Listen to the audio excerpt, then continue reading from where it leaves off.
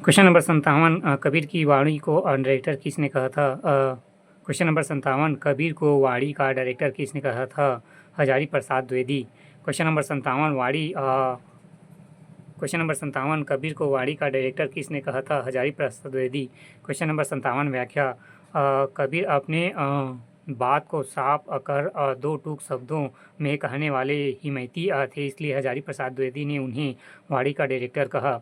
Question number 58 वाक्य रसात्मक काव्य यह परिभाषा दी गई है 58। आंसर है बी विश्वनाथ। क्वेश्चन नंबर 58 वाक्य रसात्मक काव्य यहाँ परिभाषा दी गई है विश्वनाथ। क्वेश्चन नंबर 58 व्याख्या विश्वनाथ जी के अनुसार रस की परिभाषा वाक्य रसात्मक काव्य है।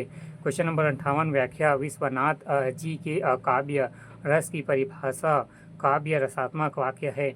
क्वेश्चन नंबर 59 निम्नलिखित शब्दों में से उपसर्ग युक्त शब्द बतलाइए। 59 आंसर है डी आगमन। क्वेश्चन नंबर 59 निम्नलिखित शब्दों में से उपसर्ग युक्त शब्द बतलाइए। आंसर है डी आगमन। क्वेश्चन नंबर 59 निम्नलिखित शब्दों में से उपसर्ग युक्त शब्द बतलाइए। आगमन। क्वेश्चन नंबर 59 उपसर्ग प्लस गमन मूल शब्द बराबर आगमन। क्वेश्चन नंबर 59 निम्नलिखित शब्दों में उपसर्ग युक्त शब्द बतलाइए। आंसर है आगमन। उपसर्ग प्लस गमन मूल शब्द आगमन।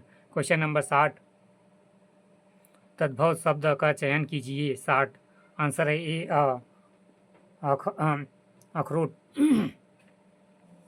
क्वेश्चन नंबर 60 तद्भव शब्द का चयन कीजिए। अखरोट। क्वेश्चन नंबर 60 तद्भव शब्द का चयन कीजिए। अखरोट। तत्सम अक्षोट अक्षोट फिर तद्भव अखरोट। क्वेश्चन नंबर 61 निम्नलिखित में से अविकारी शब्द हैं। 61 आंसर है अवय अवयव। क्वेश्चन नंबर 61 निम्नलिखित किसी अविकारी शब्द है अवयव। क्वेश्चन नंबर 61 व्याख्या विकारी शब्द संज्ञा सर्वनाम विश्लेषण क्रिया अविकारी शब्द अवय क्रिया विश्लेषण दूसरा समुच्चय बोधक तीसरा संबंध बोधक चौथा विस्मादि बोधक। क्वेश्चन नंबर 61 निम्नलिखित में अविकारी शब्द है अवयव। विकारी शब्द है संज्ञा सर्वनाम विश्लेषण क्रिया अविकारी शब्द है अवय पहला क्रिया विश्लेषण दूसरा समुच्चय बोधक तीसरा संबंध बोधक चौथा विस्मादि बोधक। क्वेश्चन नंबर 62 ध्यागमन शब्द में कौन सा समाज है? ध्यानमग्न शब्द में कौन सा समाज है? 62 आंसर है डी अधिकारक तत्पुरुष। क्वेश्चन नंबर 62 ध्यानमग्न शब्द में कौन सा समाज है? आंसर है अधिकारक तत्पुरुष। क्वेश्चन नंबर 62 व्याख्या ध्यान में ध्यानमग्न अधिकरण तत्पुरुष समाज है। क्वेश्चन नंबर 63 कोई कौन सा सर्वनाम है? 63 आंसर बी अनिश्चयवाचक। क्वेश्चन नंबर 63 कोई कौन सा सर्वनाम है? आंसर है अनिश्चयवाचक। क्वेश्चन नंबर 63 कोई कौन सा सर्वनाम है? अनिश्चयवाचक। Part 2 Angrezi. Question number 64 what is the most operative English translation of the following sentence giving in the Hindi? Hall तालियों से गूंज उठा। 64 आंसर है B the hall resounded with the cheers.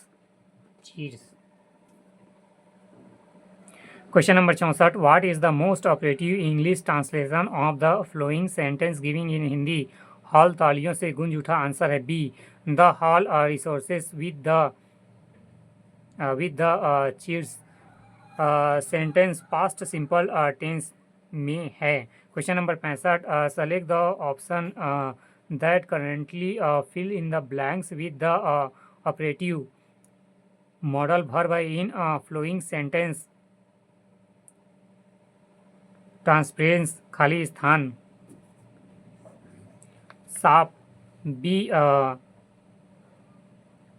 Proceeds.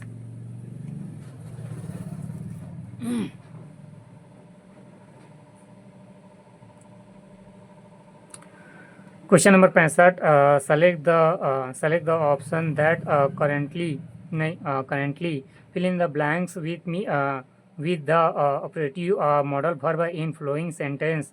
Transparence, solve, be persecuted, trespassed, अनाधिकृत प्रवेश करने वाला, प्रस्क्यूरेड मुकदमा चलाना। इसके अनुसार से मस्ट एंड शैल दोनों हो सकते हैं।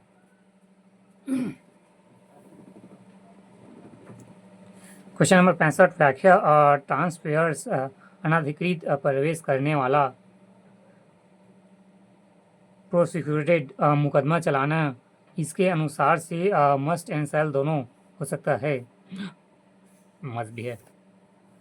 65 सी शैल को लिए है।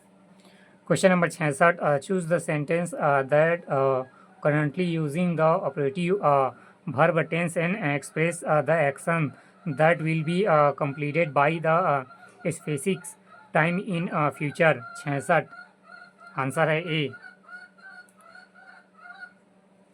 I will have finished my assignment by tomorrow evening। Question number 66, व्याख्या I will have finished my assignment by tomorrow evening। यह वाक्य फ्यूचर परफेक्ट कंटिन्यू टेंस का है और भविष्य में किसी निश्चित अवधि तक काम पूरा होने के लिए किसी टेंस का प्रयोग किया जाता है।